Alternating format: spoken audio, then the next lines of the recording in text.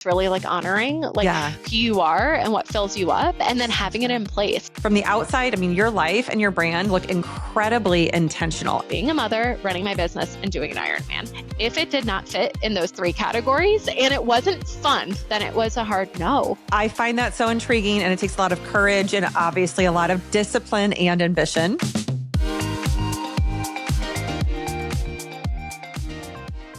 Welcome back to I Can Fit That In, the show where ambition meets alignment. Today, I'm joined by Rachael Johanson, a luxury strategist known for helping women build multi-million-dollar personal brands with intention and depth. From the stages of Harvard Business School to the pages of Vogue, Rachael is regarded as a go-to advisor for women ready to turn their vision into lasting ventures. With a background in interior design and real estate, she brings an editorial eye and deeply personal approach to every brand she touches. Outside of her work, Rachael is a new mom, a longtime tastemaker, and someone who believes in building a powerful brand and a life worth remembering.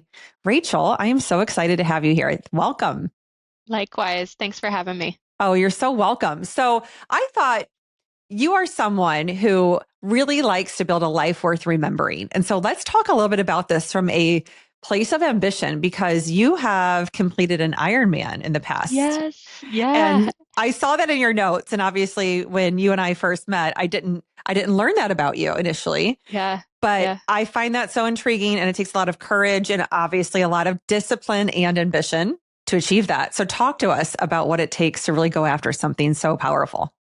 Okay, you ready for the wildest part? Yes. I did it 8 months postpartum, which is crazy. And to be clear, it was a half Ironman. So people in the Ironman community, they're like really, really strong and powerful of letting you know if it was a half or a full. To me, it was wild. It was 70 miles, 70.3 miles. I, was feeling like I heard over and over again from women when I was pregnant, like this idea of you're going to lose yourself in motherhood. And I kept hearing that over and over again. And that scared me to my core. I was like, I do not want to lose myself. I want to gain a new piece of myself. And what is something bold and scary that I can do? And I was on Instagram, and I follow this amazing man, and he has Down syndrome, and he was the first to complete an Ironman with Down syndrome. And I was like, you know what? I want to do this. And so I signed up for an Ironman about 7 months pregnant. And I picked a day, 8 months postpartum, did not own a bike, right? Like literally only did like a 45-minute soul cycle bike. To be clear, I do swim. Like I swim in high school. I didn't swim in college. So I can swim. I've done a half marathon before, right? Like doing some walking on that half marathon. And so the idea of training for 3 things at once scared me to my core.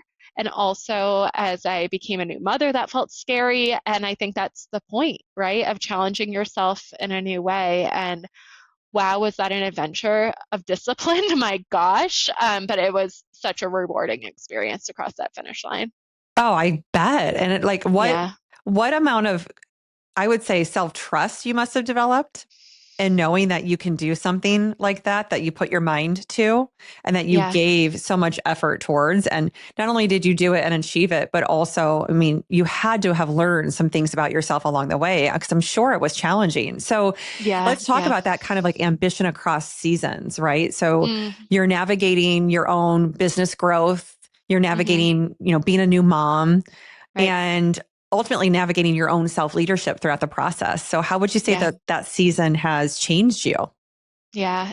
I think that I got really clear and intentional of what the goal was with the Ironman. I was like, I'm not trying to get on a podium. I'm not out there to race anyone, to try to pass them. Like, I'm here to prove something to myself, that I can do it, and I can buckle down. I can have fun along the way, even through trying times. So I think that was a really pivotal growth moment that I realized, like, even in my hardest days, and like, quite frankly, that was the hardest thing that I have ever done. I mean, I had a rough labor, and like there was nothing harder than training for that Ironman and doing the Ironman. So I think just realizing that I was a lot stronger than I ever thought I was. And also realizing I could have fun in really hard moments and find the light and find that glimmer became incredibly powering. And I almost feel now like, gosh, if I could do that, I could really do anything. And it gave me a new set of confidence and skills that I think was really helpful to gain and showcased my daughter too, right? Right, right. And tell me, how was your husband throughout this process? Was he also going through anything where he was really challenging himself as a new parent too? Or was this something that he just obviously respected because you wanted to do it and he's like, wow, that's incredibly empowering. Yeah, that's a great question. So my husband is my inspiration of doing this in so many ways. So my husband, he is retired from doing Ironman. It takes so much discipline, like wild amounts of time and effort. I mean, you have like 5 hour bike rides on a Saturday, and then Sunday you got a 3 hour run. So he is retired from doing Ironman. But my husband had a massive, massive car accident about 4 years ago, was in a wheelchair for 6 months. That's like a whole nother story for another day. But my husband was like, I want to do my last and final Ironman a year from this race.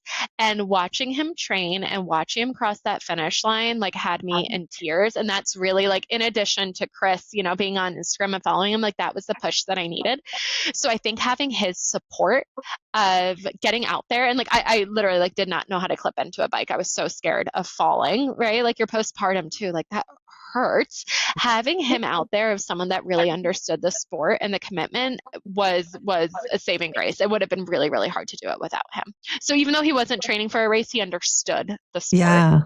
That's so inspiring too, that, I Mm, mean, that you guys could be partners in it, even if he yeah, wasn't necessarily training for it at the time, but he yeah, still got to be obviously such an integral part of that. That's really beautiful. So yeah. I'd like to talk to you a little bit about kind of the other part of your life, like the woman that you are, right? Because you help women build these incredible and powerful personal brands, but Hmm. before your own brand was who you were, right? And so Yeah. how did you develop yourself and who did you become over time to build the life and the work that you now do in the world? Yeah. So I had a previous business, and I know you and I have chatted about this before. But prior to starting the work that I'm in now, I used to support college women, and I had a company called the Brand Girls, and we supported the next generation of girls. So they were, in sophomore years or senior years, and they're looking for those first internships and they're looking for those first jobs. And we helped my team write their resume and help them interview and help them land their dream jobs and launch in these opportunities they didn't think they were capable of. And I ran that company for years. And I think being behind the scenes, a lot of my work in that role was very technical. Right. I was looking at job descriptions. I was writing resumes to match. I was going through, here's questions, no doubt they're going to ask you on the interview. So there was a very like strong technicality of that piece of the work. And I think what I realized from that chapter was having a college woman win and make that dream happen. Like that was the part that deeply excited me.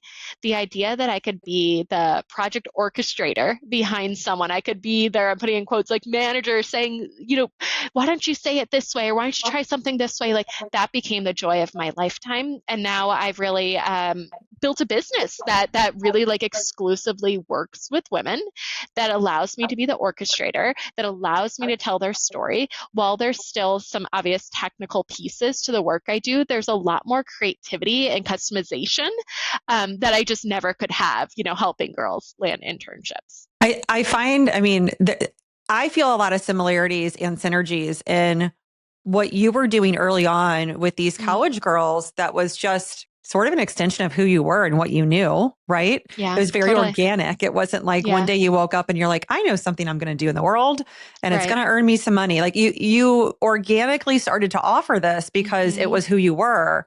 And I see that in my own work, right? Like I didn't wake up 17 years into a career and go, I think I'm going to go and be a public speaker and run Right, workshops in right. corporate America and, Yeah. be a consultant for executive teams. I never envisioned that. It organically Mm. grew. And so how do you, for those listening, how do you learn to start to trust that intuitive call or that sort of message that says, hey, you're onto something here and you've got some real talent to offer. You should pursue this. I think that's a great question. For me, those aha moments, they don't just happen. I'm a huge advocate of auditing your year. I do it every single year. I do like an extensive year in review. Now I have all of my clients do it, and I'm constantly I'm like pulling up my calendar for the past year, and I'm asking myself like, when did I feel most excited? When did I have the most joy? What conversations did I enjoy, throughout this year? And then I'm looking along the way of like, what are the common themes, right? What are the common things? And then for me, I like to think I'm strategy and a little bit of data driven. So for me, if I'm like, oh, I'm looking to take a leap and do something new, if I know that I have had past success in it, whether they're like these small moments, or I know that I enjoy working with this type of client or this type of woman because I've had multiple conversations with personalities similar, it allows me to explore new things or new streams of revenue or new businesses because I have the quote unquote data to back it up. So for me, it's less of like, let me like trust my calling and jump into the wind, right? And like see what happens, and more of like, what does the past look like? Where have I done this before? Where have I had success? And how can I use that as momentum and also have that confidence to know that I'm stepping into something that really feels in alignment? Yeah. So, I mean, I feel like you just gave a plug for my book and all the themes in it Oh, yeah, yeah, without yeah. even realizing that that's what you were doing. But I mean, realistically, that's exactly what you're doing as you are saying, Mm-hmm. what can I fit in more of because it matters to me? And what do I need to Mm-hmm. remove more of because it has Totally. drained me or it hasn't brought me joy? Yep. Or it's just not in alignment with who I am and who I'm becoming. Right. And, Yeah. I Yeah. think people get scared sometimes of who we're becoming because they think, well, why do I need to change? And change is Mm. scary. And I always say to people, look, you're always in transition. And that's Mm-hmm. okay. Some transitions Mm-hmm. are just way more obvious and way bigger, like transitioning Mm. a job or a relationship or a place you live. Like those are the big transitions. But realistically, our personalities, our emotional selves, like our well being, like it's always in transition. We're always evolving. And Yeah. so, what I see in you is someone who is from the outside. I mean, your life and your brand look incredibly intentional. And you just walked us Yeah. through a part of Yeah. that. Yeah. What else would you say is part of your inner work or your inner Mm. discipline that maybe people don't see or don't know about that has made your success sustainable? Yeah, I think I am a ruthless editor, and I am someone who is constantly saying no. I'm an advocate of no. And so many people, so many women, last year were saying, how are you doing this Ironman with a new baby and running a business? Like they were like thinking that, I'm saying that you can do anything in the world, and I don't believe that. I think that there's moments and times where you can do things. I don't think you can do it all at once. So last year, for instance, like my big three were being a mother, running my business, and doing an Ironman. If it did not fit in those three categories and it wasn't fun, so and be clear on that, like it has to be fun, then it was a hard no. Mhm. In previous years was, reading, no joke, like 42 books a year. And last year, I think I read six, which is fine. And I think that there's a time and space of when Mhm. things are yeses and when things are nos. And if it doesn't align with that North Star of where you're moving, then it has to be a no because you don't have the time and space to do so. So every year, I'm really kind of picking out what are my big items that I want to do. And I deeply believe that having a super profitable business can be so much fun, but you got to find the activities or the opportunities that feel in alignment with you. It's so true. And what you just said rings really resonant for me because you said something along the lines of essentially like, whatever those routine things are that you think you just have to do, if they are Mm, not in alignment with your big three, as you call it, if hmm. they're not in alignment with where you're headed or what your big goals are or who you want to be, then drop them. Then You're not drop a them. failure Yeah. because you didn't maintain some routine that you picked up a year ago from maybe an influencer who told you you got to do this at this time of day in order to Yeah. Right. be, whatever. Like, no, Yeah. you didn't fail. You're just evolving beyond that routine, and that's okay. Totally. I think Right? that's a good point. And I think that not your big three, your big five, whatever you want to call it, like those North Star pieces, they can be personable, they can be business, they can be a hybrid of the two. I mean, a few years ago when we moved moved to Chicago, I was looking to build a network of really interesting women that I could be friends with and collaborate with. So community was really, really high up on that list. So I went to coffee dates like I was like looking for a husband. And I had so much joy and fun in doing it. And then last year when I had a baby, like and was doing Ironman, there was no time for me to be getting coffee dates, right? So Right. I think that it can change and it should change. Yeah. So I think giving yourself like not only the permission, but this idea of like you're doing a good job if what worked last year or last week no longer works for you or no longer fits in. Yes, absolutely. Oh, so true. So tell us a little bit about how you fit in what matters, right? And Mm. not just about your North Star goals, but what keeps you grounded and what keeps you energized and what are your non-negotiables, your rituals that, no one gets to infringe upon those. Yeah, yeah. So I time block like a crazy person. So I know that, Monday I'm Surprise, going to, surprise, as you're telling us how yeah, data yeah, driven yeah, and yeah. audit Right. driven you are. You I sure you Monday I'm weren't going in accounting, to, Rachel? Monday I'm going to the library class with my daughter, so there's no calls, right? Or Yeah. Thursday I'm going to a music class, and so many women are like, "There's no way that I could run, a multi-seven-figure firm and be able to do all those things." I'm like, "But I scheduled it in, you guys, right?" So that was a priority that happened. I always take off December of work and I travel, and that was intentionally done years ago, where I know that my team we need to have everything in by mid-November, so we are working on those pieces in July to make sure that it happens. So I think one, scheduling has been really important to me and not over scheduling myself for calls or meetings that aren't going to be important terms in terms of the long-term goals. Um, I think I also know what I really enjoy and what lights me up. And I think that doing those activities regularly are things that bring me joy. And they're so simple. I love my matcha. I love reading magazines, right? Like I deeply enjoy that. So like having Saturday mornings, while my daughter's napping to like literally have a matcha and read a design magazine, like brings me so much joy and it doesn't need to be complicated. They Right. don't need to be these big activities if you have to go to Pilates 6 days a week. So I think just knowing what you enjoy, I enjoy cooking. So whenever I'm feeling frazzled, like having that creative outlet feels really good to me. So I always go back to my list of what feels good. I love real Yeah. estate. I love design. I look at magazines. I watch YouTube videos of people's homes. I cook. Those pieces feel fun to me.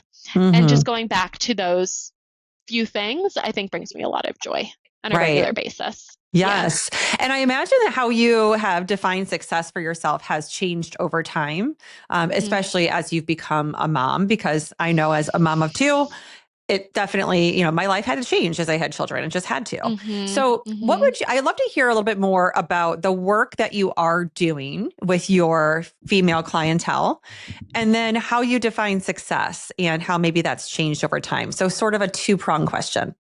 Yeah. Um, okay, so I think what's changed over time is I want more time with my daughter, right? I want more time with my daughter. So in order for me to do that, that means that I'm taking on less clients. And I think going into, previously I would take about 2 clients a month. Now I'm taking, I would call it like 1.5, right? Like some months I have two, some months I have one. So I've just looked at my schedule a little bit differently because that's a new priority for me. Now, I also know when I was on maternity leave, and once again, I work for myself, right? So it's like how much of a maternity leave, like I still was checking my email, not in a bad way because it brings me joy, but me not having clients on the books, right? For those 3 months, I felt lost and not lost in a way of there's something wrong with me, but like I really enjoy what I do. So making sure that like I do have women that I'm serving and connecting with and what is that balance has been really interesting in trying to find it. There's times where I overbooked myself. There's times where I underbooked myself. And I'm quite frankly, I'm still figuring that piece out. So that's been kind of a new transition. Um, the second question was, how do I work with women or what kind of work I do? Is that right? Mhm. Yep. Yeah, yeah. So I work with female founders and female CEOs that have built a beautiful company. They have the case studies, they have the client books. They've been doing it for a few years, sometimes a few decades. And they look up and they say, okay, I built this thing, but now I want to create some sort of monetization around myself and my voice. Now, whether it is I want to be creating courses, or I want to be a speaker, or I want to sit on boards, or I want to do consulting, or I'm looking to raise more capital for my business, I need to raise my own public persona around myself in order to bring me joy and have a legacy, right? That's the next stage. Or I want to build visibility around myself in order to support the growth of the company. So I get to, and I always say it's like an honor of a lifetime, right? Like I get to come behind the scenes of these really incredible and smart women that are so brilliant at their craft, and they vary industries. I have some women that are in manufacturing. I have one that's in global supply chain. I have one that, is a celebrity interior designer. Like they are across industries that say, help me tell my story. And I get to sit behind the scenes and help them tell it. I get to help them come up with revenue streams. I get to help them develop biographies, do headshots, come up with consulting structures and fees. And it is just so much fun. I brand people, and I don't brand products. So it's a joy to be able to do that. That's so much fun. And it's so much fun. Yeah. Having met you, before, I feel like your personality lends itself so well to this, right? No. Along with the fact that you love design. And like, that's a very important element in the brands that you're creating, the way you're elevating these people in the world so that their visibility, their discoverability is different than it was before, right? And is better. And it's so much fun because once again, these women are in different industries, and this is the first time in many cases where they're like, I get to do headshots because now I'm thinking about my headshots being placed in Forbes. So like, what would I want that headshot to look like? Right. Or like, oh my gosh, I want to be consulting for this new group. So how do I design this marketing material to attract them? So it's like, for the first time in a long time, they're being incredibly proactive of where do they want to move, right? How do I build an intentional brand for what I'm looking for, versus reactive of like, oh my gosh, I'm building this business. I have to hire someone. I have to fire someone. We have to do this, that, and the other. And it's such a joy to be able to craft it alongside of them. Awesome. And what would you say for you? I mean, everyone has sort of maybe aspects of their work or their personal life or their community life, different parts of life and different, honestly, different times of the day even. But we all have those things that maybe drain us or that make us feel a little bit more reactive. And so what would you say for you are some of the, maybe the activities or the internal rituals that you practice when life feels like it's getting maybe out of control? Yeah, I go on Do Not Disturb, truly, right? I go on Do Not Disturb. I watch trash TV because it's just like funny to watch something, right? And have popcorn. To make you feel like so normal, right? Yeah, you're like, that's such a real answer. And it's so funny. It's like, because I think a lot of people think I'm incredibly extroverted. And, I definitely can get on a stage and have a good time. But like after that hour is done, I'm like, oh my gosh, take off these heels. I'm literally like going up to my hotel room. I'm going to eat a bag of smart food. Like that sounds really fun and joyful to me. So I have those rituals, and I also try not to put myself in scenarios where, it's a networking event and people are exchanging business cards. That drains me a lot. So that's like a no for me. But if I do have an activity that's very extrovert heavy, then I have my ritual of trash TV and popcorn in place. Oh, I like that one. That's really great. I am also not an extrovert, although my work, makes it seem that way. But, for me, refueling myself is key. And so I've got to be very intentional about what do I have on my calendar the next morning. Right. So the day of a speaking engagement, I'm not doing a whole lot of other things. I might do emails and, respond to things, but I'm not doing active work. And then the next morning after an engagement, I want my morning to go to yoga or go for a walk or a run. Like I want to do something that is very personal, but also is moving my body. And then I want to spend time with my own self. Like I want to be alone. And that is one thing for me that I have got to do is be alone. Like that mental solitude is something where you, especially when you're on a stage or you're in a big conference, arena with other people, and there's so much energy coming at you. It's like, okay, I need to simmer down. It's a lot. Yeah. And some people can run on that for days and others can't. So I think it's really like honoring who you are and what fills you up, and then having it in place. And there's something, I don't know if you feel this way, but I'm like, oh my gosh, I can't wait to go after this. It almost feels like a reward to do X, Y, and Z, fill in the blank. Hmm. right? And like Absolutely. setting up whatever that looks like. So for you, I don't know if it's like, oh, I downloaded this Audible and I'm going to listen to it on my walk and it's going to feel like this present. And like Yeah. to me, I'm like, here's the face mask and here's the popcorn and here's the fun, right? Like whatever Yes. it is. Like Right. setting it up ahead of time feels like an incentive a little bit. That's a really good point. Like giving yourself the thing to look forward to, right? Yeah. Yeah, I Yeah. like that. That's a good strategy. So I would love to know what is one truth on that note, something you want people to take away from this episode and you want them to know about time or energy or intention, which seems to be something very important to you. What is something I want them to take away? That's a great question. Hmm. Sometimes I think it can feel really overwhelming to know where you want to move and what you want to do or what you want to create. So why don't you start with what is not making you happy, right? And I know we all have to do dishes and laundry, so I'm not saying that, but like, can you look around? Is there something you're doing just to do? And can you eliminate it? I think that'll give you more space and more time to kind of think about what you do really want. Great one. That is so good. And then if there's one piece of advice that you would give your younger self, what would it be? Have fun, right? Yeah, have fun. And I think that the more you lean into it, the more great people you're going to meet, the more great projects you're going to work on. And if it's not bringing you joy, look for a way to pivot it, right? Like the Ironman, like not everything's going to be fun, but like, can you find the joy in it? And if you can't, then is there a way to move on from it?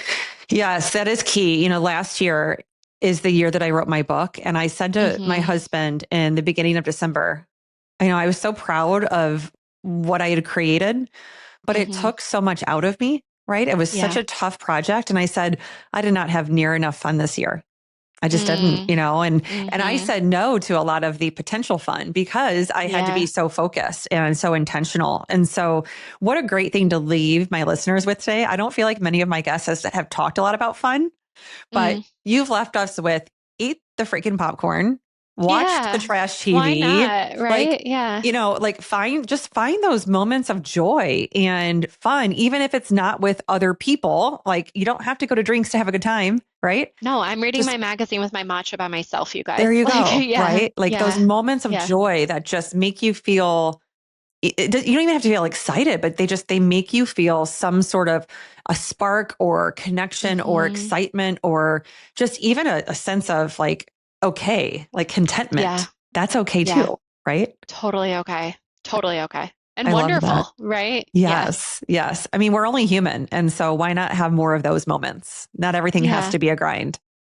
No, and if I think about my daughter, she's one, she just turned one.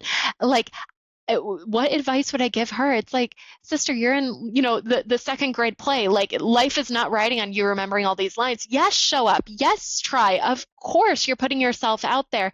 But if you forget it, but you're not going to remember that in 10 years. You're going to remember like all the joy and silliness you had behind the stage, right? And at the rehearsal. So like, just have fun. Just have fun. Absolutely. Yeah. Rachel, this has been so much fun. So tell my listeners where they can find you. So you can visit me on Instagram. I'm always on there and a little bit too much. I'm always having fun on there, connecting with people. I'm at Rachael Johanson, and then my website is racheljohanson.com. Awesome. Thank you so much for being here. This was Thank a you. fun Yes. conversation. I know. How many times are we going to say fun, right? Yeah. We're like planting it all these places. But Yeah, no, yeah. this was really great. I mean, I do think, like I said, not everyone talks about that. And I love your Mm, approach to it. And I love how intentional you are. So thank you thank for you. sharing all of your insights and your wisdom with my audience. And everyone, thank you for being here. You know what to do. Please like, share, comment, and let's get this in the hands of more people who will benefit from it. And until next time, be well.